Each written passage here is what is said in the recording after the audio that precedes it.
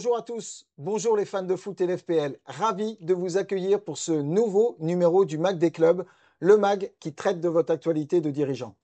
Un Mag qui va faire la part belle à l'emploi et notamment pour celles et ceux d'entre vous qui envisagent de se lancer dans l'embauche d'un ou d'une salariée. Peut-être vous posez-vous ce type de questions, à savoir, j'envisage de professionnaliser mon encadrement, mais je ne sais pas par quoi commencer. Ou alors, la question du financement d'un poste peut vous interroger et vous ne savez pas justement où trouver les informations. Enfin, vous savez qu'il existe des dispositifs, mais ne savez pas comment les activer. Eh bien, restez avec nous, ce numéro va pouvoir répondre à ces questions. Et pour cela, nous nous sommes rendus à l'ACFC, l'Aubry Chaudron Football Club, dans le Maine-et-Loire, où David Alain nous accueille. Merci, président, de nous accueillir. Alors, vous êtes un coprésident, c'est bien cela. Et tout à l'heure, Alexandre Brault viendra nous rejoindre pour la partie financement. Encore une fois, merci, parce que ce n'est pas un sujet facile à aborder. Et on est ravis de vous accueillir dans ce club house, d'un tout nouveau club, l'ACFC. Alors, je vous propose, en préambule, justement, de nous présenter votre club, s'il vous plaît, président.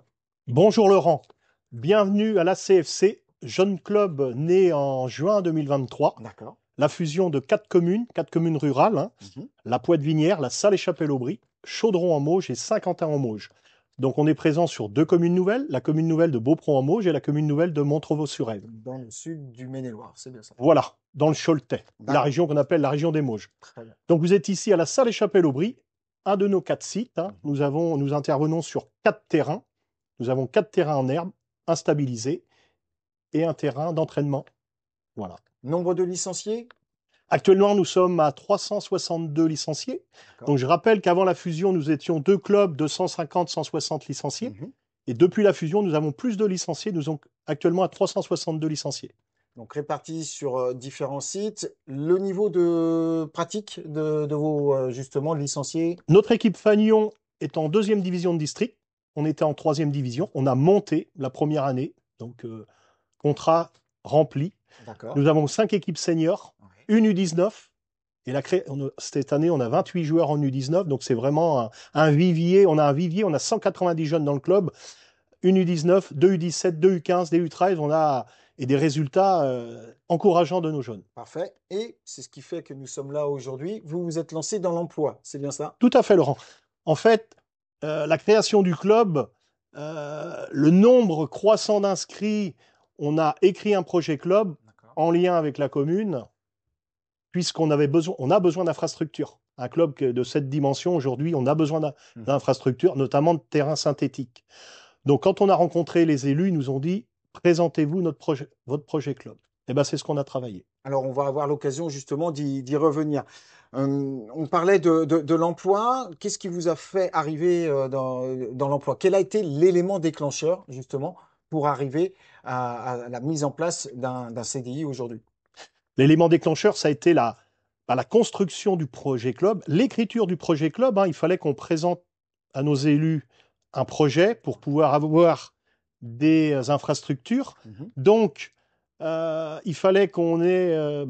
naturellement, on a dit, il nous faut un salarié. On avait un apprenti. D'accord.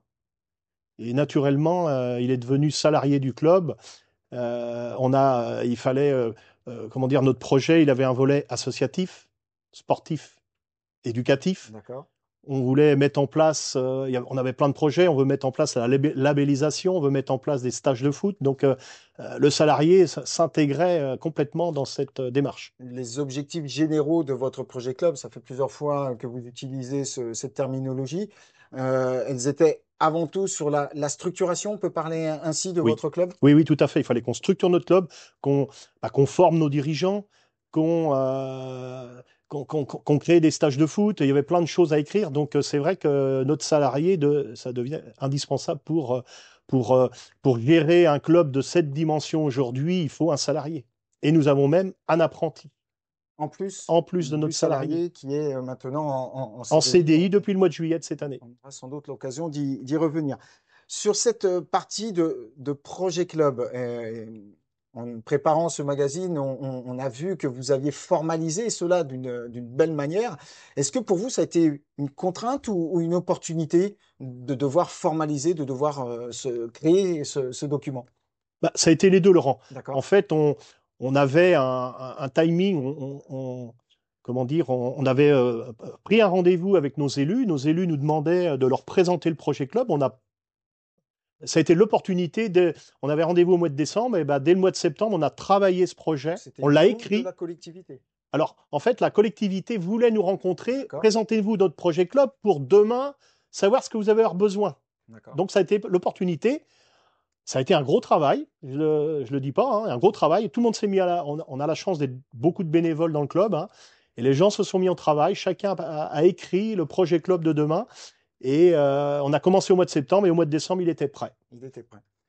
Alors, justement, quand on parle de projet club, on parle d'objectifs, on parle de plan d'action. C'est ce que vous évoquiez via cette écriture. Est-ce que vous pouvez dire que la formalisation de ce plan d'action a permis quelque part de définir, de préciser les missions du salarié? Complètement. En fait, ça a découlé. En fait, le fait d'écrire le projet club de la partie sportif, associatif, éducatif, eh ben, ça a permis de créer la fiche de poste de notre salarié, puisqu'il fallait il faut faire une fiche de poste, il faut quantifier les heures que le salarié va faire par semaine.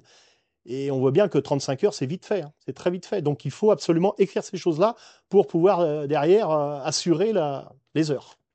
Merci pour ces premières précisions. Alors, justement, puisque nous sommes là pour échanger sur les bonnes pratiques, celles et ceux qui nous regardent, je vous invite à retenir ces bonnes pratiques que l'on vous propose, notamment ces deux questions à se poser, à savoir, est-ce que nous avons au sein du club une vision claire de nos objectifs? Et puis, la deuxième question, c'est en quoi l'emploi va nous permettre de contribuer à œuvrer dans le cadre du projet club élaboré avec l'ensemble des parties prenantes. Voilà pour cette première partie. Nous allons maintenant aborder avec notre deuxième dirigeant témoin la notion de financement, bien évidemment, un élément clé s'il en est lorsque l'on se lance dans l'emploi. Mais avant cela, je vous propose de pouvoir avoir le témoignage d'une personne en charge justement de cette thématique au sein de la Fédération française de football et on se retrouve dans quelques minutes.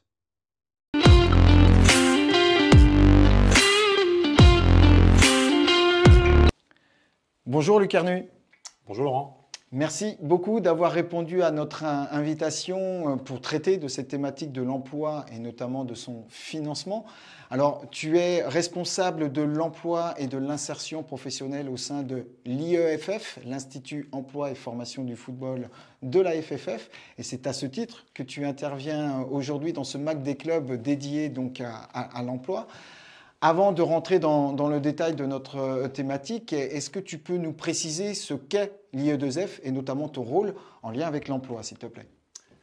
Oui, donc merci de l'invitation. Alors l'IEFF, Institut Emploi Formation du Football, c'est la branche formation et emploi depuis à peu près 1 an et demi de la Fédération française de football, qui coordonne et organise avec les instituts régionaux de formation les formations donc, sur le territoire français, métropolitain et ultramarin. En ce qui concerne le service emploi, nous sommes deux, donc Nicolas Yelenko et moi-même, où nous coordonnons et organisons, on l'aide avec les référents emploi sur les différents territoires français. La partie emploi, avec 4 objectifs principaux pour nous. La gestion du FAFA emploi, dispositif d'aide à la création d'emplois. L'observatoire des métiers et de l'emploi, de manière à connaître ce qui se passe dans nos clubs et leurs besoins. Sur nos territoires. Le développement de l'emploi dans les clubs, aider les clubs à se structurer pour accueillir l'emploi, toujours en lien avec les référents emploi de chacune des ligues. Et puis, ce qui est en lien, l'insertion professionnelle de nos diplômés qui sortent de nos formations professionnelles. Très bien. Alors, je te propose de rentrer dans le vif du sujet de ce qui nous occupe aujourd'hui. Quand on pense emploi, on pense souvent et spontanément la notion de coût, de charge de l'emploi, qui se résume quelquefois à la charge mensuelle du salaire. Pour autant, est-ce qu'il n'y a pas d'autres charges à prendre en compte pour cette notion économique? Alors, tout à fait. Alors, prendre un contre-pied pour démarrer, pour préciser que l'emploi dans nos têtes et dans beaucoup de têtes, mais pas encore assez de têtes, doit être une ressource avant d'être une charge. Bien sûr. Mais évidemment qu'au bout du mois, à la fin du mois, il y a une charge à payer. Alors au-delà du salaire, que tout le monde maîtrise, tout le monde pense à cette charge, il y a tout ce qui va être indirect, effectivement, c'est-à-dire comment j'accueille ma salarié. On pense à l'ordinateur, à tout ce qui est téléphonie, bureau, mobilier en général. Tout ce qui va être la gestion éventuellement des payes ou toutes les tâches sociales. Mais d'autres éléments doivent être pris en compte par nos dirigeants. C'est l'impact de cet emploi dans le club. Et par exemple, si j'ai plus de licenciés dans mon club, ça va générer plus de matériel, plus d'éducateurs. Si je fais plus d'activités, ça va amener plus de ressources, mais aussi plus de charges. En fait, c'est qu'est-ce que l'emploi va avoir comme impact sur mon club, dans mon activité, qui va non seulement amener des ressources, mais aussi des nouvelles charges. Donc prendre en compte tous ces éléments-là, c'est déterminant de manière à avoir sa juste mesure et rendre cet emploi durable. Donc évaluer l'ensemble, la globalité de ces charges. Donc là, c'est pour cette partie de coûts. Pour autant, il existe des dispositifs d'aide, d'accompagnement qui sont disponibles pour nos clubs. Est-ce que tu peux nous les présenter en quelques mots, s'il te plaît, Luc ? Oui, alors on a une aide à la création d'emplois au niveau de la Fédération française de football, qui est le FAFA Emploi, le Fonds d'aide au football amateur. D'accord. Qui pour la saison 24-25 a permis de créer, de financer 120 équivalents temps plein sur nos clubs français. Et 3 types de postes sont à ce jour éligibles à cette aide. Un poste de responsable sportif avec un diplôme minimum BMF. D'accord. Un poste de responsable administratif qui demande un diplôme Bac+2, que le BEF peut couvrir, et des postes qui peuvent être administratifs et sportifs, avec ces 2 diplômes précédemment cités. Ces aides au niveau du FAFA Emploi se montent sur la saison 24-25 à 8 000 € par an sur 3 ans, sur des postes en CDI, 8 000 € pour un temps plein. D'accord. Le poste peut être à mi-temps au minimum, donc là l'aide sera de 4 000 €. Proratisé en conséquence. Proratisé. D'accord. Et donc l'aide sur 3 années. Il y a une autre type d'aide indépendamment de la fédération, mais qui peut être cumulée avec l'aide du FAFA Emploi, selon les accords préfectoraux, puisque chacune des DRAGES a sa particularité. C'est auprès de l'Agence nationale du sport, avec l'ANS Emploi, qui sur la saison 24-25, en règle générale, attribue sur des postes en CDI à temps plein 36 000 € répartis sur 3 ans, donc 3 x 12, sur des postes d'éducateurs et sur des postes de responsables, très souvent ciblés sur des publics particuliers, sur des actions particulières auprès de publics cibles ou sur des territoires qu'on appelle carencés, en politique de la ville ou autres. En fonction des politiques de l'État. Voilà. D'accord. Et des particularités préfectorales. Et c'est évident que dans la Sarthe, les politiques locales sont peut-être différentes que dans la Creuse ou dans l'Oise. Bien évidemment. Et puis, il y a une aide qui est encore plus connue de nos clubs, c'est l'aide à l'apprentissage, qui, encore cette saison, est une aide de 500 € par mois, donc 6 000 € sur une année, qui permet d'avoir un emploi à 35 heures, à temps plein, mais avec en parallèle une formation professionnelle qui peut être le BMF, le BEF ou d'autres formations, BPGEPS ou master en communication, management ou tout type de formation éligible à cette aide. Qui peut être utile pour nos clubs. Alors je te propose de revenir sur ce qui vous concerne directement dans l'étude des dossiers, c'est-à-dire le FAFA Emploi. De ton point de vue, de votre point de vue, quels sont les points de vigilance que vous avez lorsque vous êtes en train d'étudier les dossiers qui vous sont soumis? Alors, nous on évalue les dossiers après que les référents emploi de chacune des ligues, que tous ces référents aient fait une première analyse et des rencontres avec les clubs. C'est-à-dire que les dossiers présentés sont déjà bien filtrés et bien travaillés. Donc, malgré tout, on a quelques critères incontournables, indépendamment des critères qui permettent de valoriser, d'hiérarchiser des postes pour l'attribution des aides. En premier lieu, c'est le projet. C'est cette maturité du projet. L'emploi doit venir servir un projet et non pas l'inverse. Et à partir de là, se projeter sur plusieurs années à partir d'un projet de club sur l'aspect sportif, l'aspect associatif, sur lequel cet emploi va pouvoir amener une plus-value.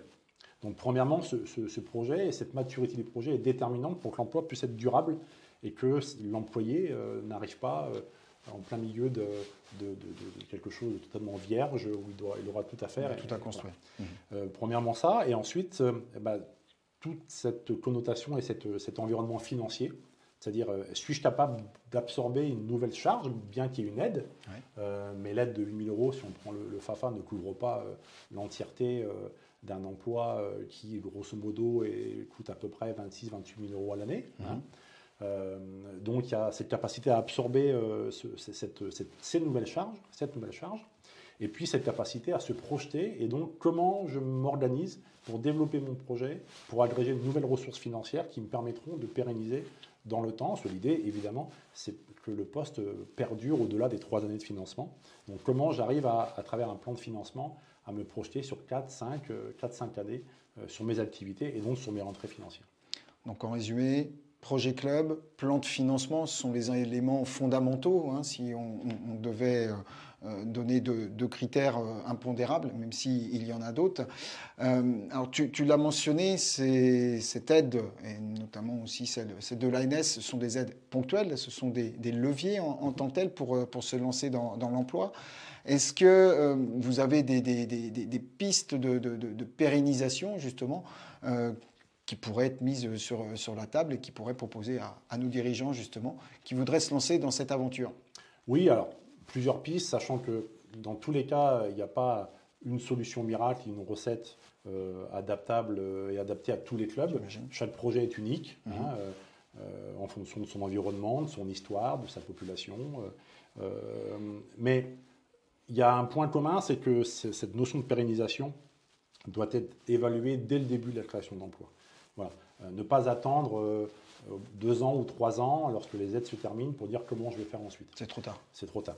Donc d'emblée, c'est la raison pour laquelle les référents emploi dans chacune des ligues rencontrent physiquement les clubs et déjà les interrogent à travers le plan de financement sur comment ils vont s'y prendre dans 4 ans ou 5 ans. C'est déjà s'interroger. Plusieurs pistes, alors évidemment, c'est faire plus qu'avant l'arrivée de l'emploi, c'est-à-dire peut-être plus de stages, plus de tournois, plus d'entraînement, accueillir plus de licenciés qui vont amener forcément toutes ces activités complémentaires, supplémentaires, des nouvelles ressources financières. Donc ça, c'est déjà une première piste. C'est évidemment un sujet de réflexion qui est un peu tabou dans nos clubs, c'est la participation des bénéficiaires. C'est un sujet autour de la cotisation, qui lorsqu'on le ramène au taux horaire, très souvent oscille entre 20 et 40 centimes de l'heure. Ce qui est plutôt très modique. Voilà, chacun pourra se faire une idée, mais quand nos enfants sont encadrés ici ou là, c'est très souvent supérieur à ces sommes-là. Donc c'est un sujet. Il n'y a pas de solution miracle, encore une fois. Chacun doit le porter et y réfléchir. Et puis après, il y a d'autres activités nouvelles, mais sachant que tous les clubs ne peuvent pas accomplir tous ces projets, mais c'est tous des sujets autour de la santé, autour de l'inclusion, du monde du handicap, par exemple. C'est l'animation dans les quartiers, c'est évidemment le foot à l'école, c'est l'insertion professionnelle sur laquelle les clubs peuvent agir. Des choses sur lesquelles nos éducateurs doivent avoir une formation complémentaire et qui, à travers des subventions publiques, des appels à projets, peuvent générer de nouvelles ressources, peuvent être valorisées dans le cadre du projet sportif fédéral, l'aide de la Fédération française du football, ou en présentant un projet auprès du Fonds d'aide à la vie associative, le FDVA, que les clubs connaissent certainement. Au-delà de ça, on parlait de subventions, ce sont des partenariats publics, mais il y a aussi toute la partie privée, même si on a déjà évoqué les cotisations, c'est la partie mécénat. On peut chercher à développer dans son club des dons de particuliers qui peuvent déduire 66% de cette somme sur leur impôt. Et puis pour les entreprises qui peuvent toujours sur du mécénat déduire, elles, 60% de leur don.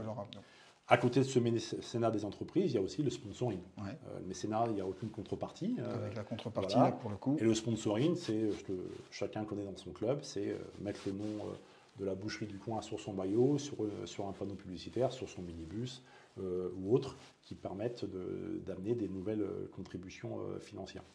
Donc ce n'est pas l'ensemble de ces éléments-là qui doivent être réalisés par les clubs, ce sont des différentes pistes auxquelles on pourrait rajouter les mises à disposition éventuellement de nos éducateurs auprès de structures qui peuvent être des écoles ou autres, des prestations dans des entreprises, éventuellement sur l'activité physique pour les salariés. Enfin, c'est un tas d'activités nouvelles qui peuvent générer de nouvelles ressources financières.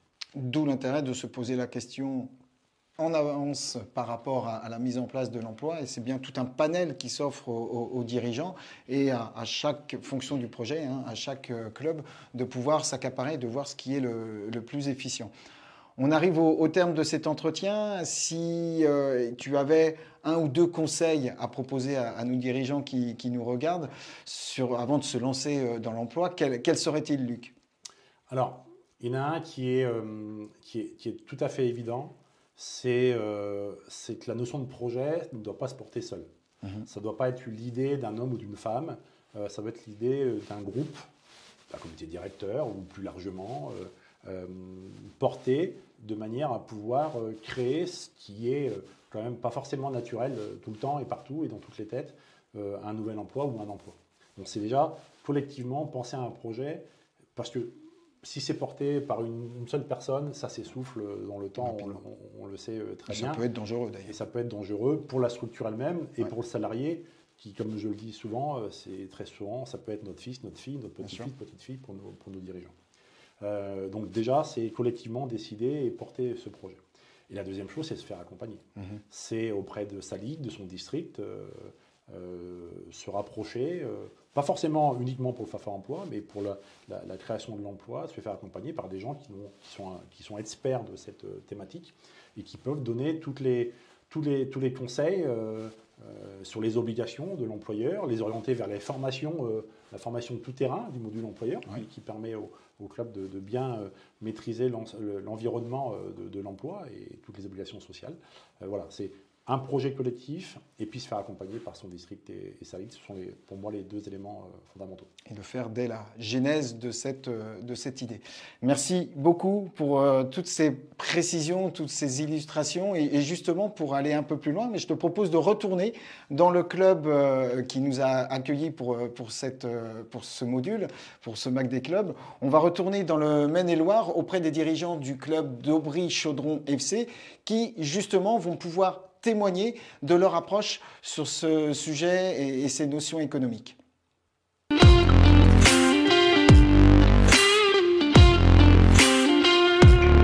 Nous voici de retour au sein du club de l'ACFC, dans le Club House, en compagnie d'Alexandre Brault. Alexandre, bonjour. Bonjour Laurent. Alors, vous êtes trésorier du club, poste éminemment important quand on parle d'emploi et de son financement. Justement, on l'a vu avec Luc Arnu qui nous a dépeint le cadre général, l'importance de mettre en adéquation les coûts et la charge de l'emploi avec le budget du club. Alors, on est entre nous. Est-ce que vous pouvez nous donner quelques chiffres de ce que représente justement l'emploi financièrement au sein du club de la CFC? Donc l'emploi pour le poste responsable sportif actuellement, c'est charges sociales et fiscales comprises, 29 000 € pour le club. D'accord. Et sur un budget donc, pour cette saison 2024-2025 de 180 000 €. Donc on a atteint 15% du budget global pour la partie salaire et charges du poste de responsable sportif. Donc 15% et on va y venir très, très rapidement, sachant qu'à aujourd'hui, vous avez des aides financières pour lancer cet emploi, mais on va y revenir. Alors, 29 000 €, c'est une somme importante. Est-ce que vous aviez déjà anticipé cette charge avant de vous lancer dans l'emploi, notamment durant l'écriture du projet club évoqué par le coprésident David Alain? Alors oui, on avait anticipé cette charge, on savait qu'il y avait un coût important, mais on était quelque part, on a eu la chance de bénéficier d'une trésorerie saine de la part des deux clubs qui ont engendré la fusion. Et donc on était dans une position assez, on était rassurés pour ce projet d'emploi à ce niveau-là, quoi.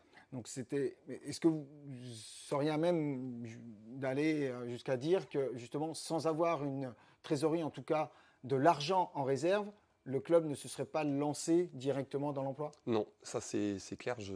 Le club n'aurait pas pu supporter ce coût sur du long terme, en tout cas.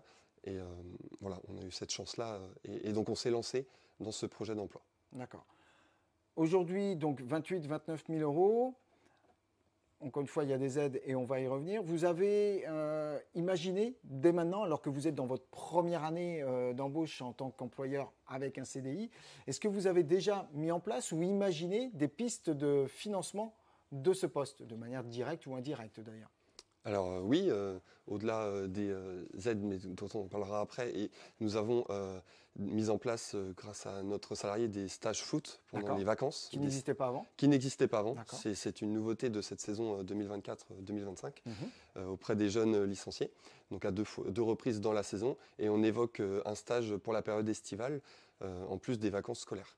Donc il y a aussi l'offre de mécénat sponsoring qui est amenée à se développer. Alors, qui existait, mais de façon assez restreinte dans nos clubs respectifs, et qui, par l'intermédiaire de notre apprenti dont David a parlé tout à l'heure, on veut développer ce moyen de financement voilà, grâce au réseau d'entreprises et d'artisans qui entourent notre club et qui font partie intégrante de la vie de nos communes rurales. De pouvoir prospecter, et là on est en financement indirect du poste. Tout à fait. D'autres actions que vous envisagez peut-être de mettre en place aussi, en lien direct avec l'activité de votre salarié?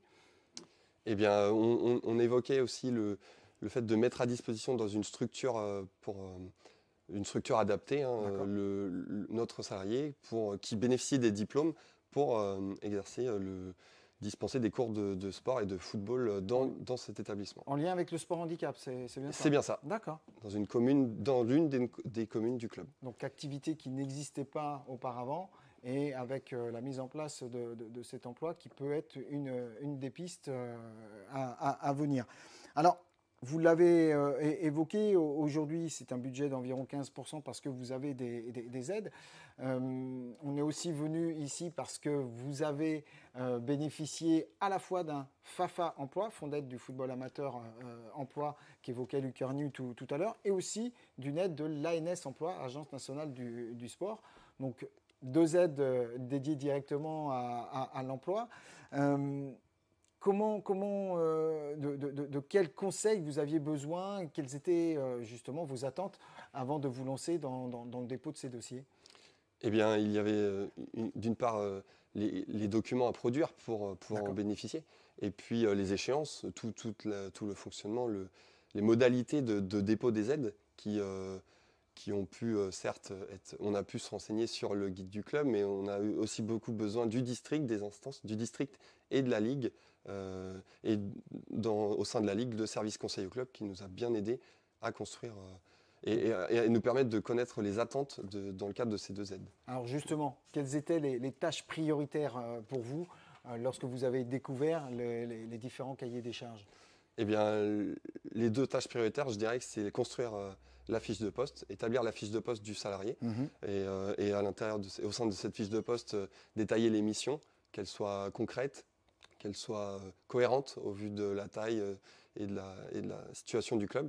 Et la seconde tâche, je dirais conséquente, c'était la construction du budget prévisionnel à horizon 5 années, donc qui nous emmenait en 2029. Et qui concernait notre club, et donc il fallait l'adapter pour qu'il soit lisible et traductible pour une lecture cohérente avec ce que fait le club, l'activité du club. Et on en revient encore à la notion de projet club, donc toute cette cohérence, et on l'entend très bien dans votre bouche. Combien de temps avant justement la création de ce CDI vous êtes-vous lancé dans cette démarche? Ça s'est fait quelques mois avant ou... On parle plutôt de 2 années au final, car même avant la fusion, on avait pour projet de développer un club structuré et de faire un club structuré. Et donc on a eu recours à l'apprentissage, mais pour cet apprentissage, on avait déjà contacté le service conseil au club pour avoir des conseils sur les modalités du contrat, là aussi la fiche de poste, puisqu'on parle d'un salarié également. Et donc, on a fait ce contrat d'apprentissage que l'on a, pour une idée derrière la tête, c'était de le transformer en salarié à temps plein, un CDI. Et donc, on a recontacté le conseil au club 1 an plus tard, en février 2024. Et au gré des échanges, on a pu déposer notre demande d'aide FAFA, voilà, pour cet emploi de responsable sportif, école de football et préformation. Au sein de la CFC. Donc oui. on va dire que c'était une phase de transition justement et que vous avez profité de cet apprentissage pour pouvoir construire pas à pas sur les notions de RH et de financement le poste en CDI. Nous arrivons à la fin de ce MAG. Alors justement pour résumer ce que vient de nous dire Alexandre Brault, le maître mot, c'est bien anticipation. Anticiper, n'hésitez pas à contacter vos instances, si on devait le résumer ainsi en termes de bonnes pratiques, pour la moindre question de solliciter, que ce soit vos interlocuteurs du district ou de la Ligue au sein du service conseil au club, pour vous aider à réfléchir quant à ce projet. Alexandre Brault, merci beaucoup pour ce témoignage qui, sans nul doute, serviront à l'ensemble de nos dirigeantes et dirigeants. Je vous propose maintenant, pour conclure ce magazine, de voir les dernières infos du MAG.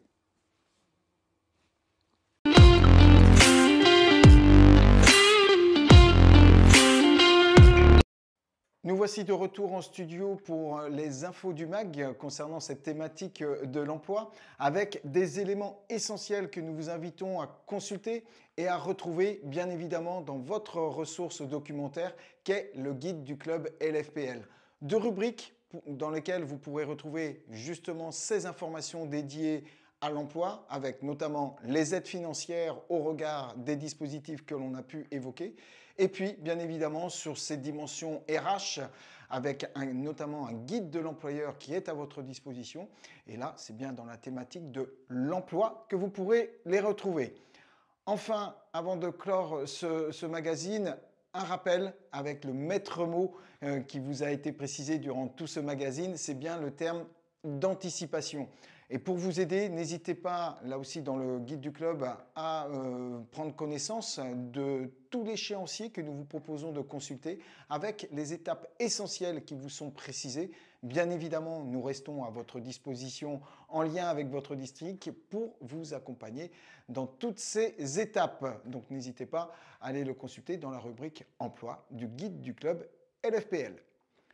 Nous arrivons au terme de ce MAG des clubs dédié à l'emploi. Je tenais à remercier toute l'équipe qui a permis au montage, à la réalisation de ce magazine, notamment Cyril derrière les manettes et puis bien évidemment Guillaume aux images et au montage.